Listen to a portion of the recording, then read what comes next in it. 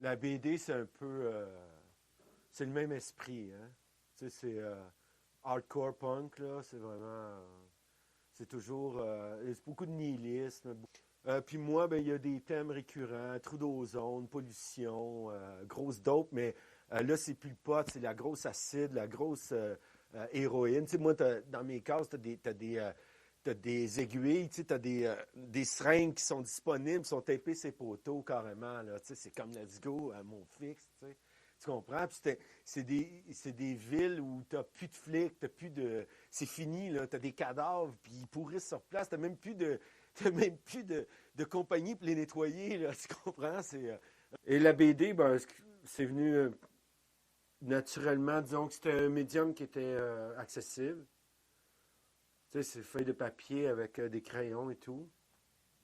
Et puis à l'époque, on était une gang qui en faisait. Tu sais, on a sorti Iceberg, qui était le pendant de Titanic, qui était de Crow, qui était une revue de BD. Fait que là, on avait fait Iceberg. Puis on était tous les rejetés de Titanic, finalement. Tous ceux qui n'avaient pas été acceptés dans le grand banquet. C'est une façon pour moi de dire des choses que je peux pas dire autrement, hein. La BD, c'est vraiment. À ce moment-là, c'est ça. C'est un monde assez anarchique et incontrôlé, là. Moi-même, des fois, je perds le contrôle. Tu sais, puis peut-être qu'il y a le côté défoulement, je sais pas, ouais, peut-être. Tu sais, le punk, c'était ça aussi, hein. C'était des énergies à défouler parce que faut que ça passe à quelque part. Donc, c'est resté assez hardcore punk, effectivement.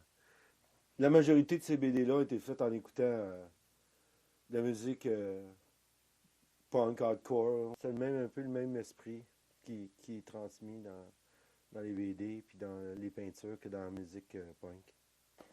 Oui, ben ça revient à ce que je disais. Oui, oui, c'est le même processus. Là. Ben, la BD en même temps, c'est ça, c'est que tu peux dire des choses que tu peux pas forcément dire d'une autre façon. C'est-à-dire, c'est une façon par la caricature.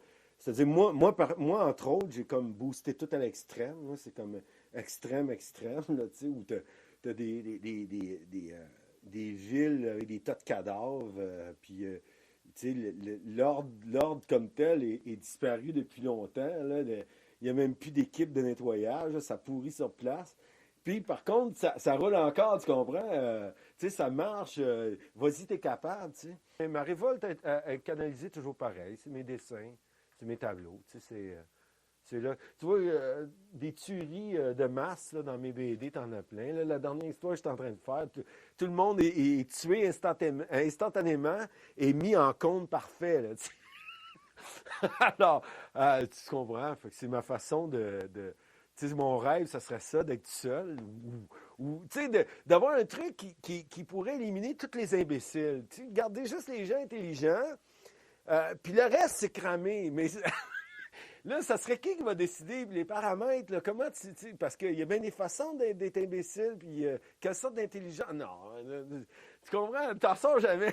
T'en sors jamais. Alors, on rigole, mais c'est pas c'est parce qu'on veut pas broyer.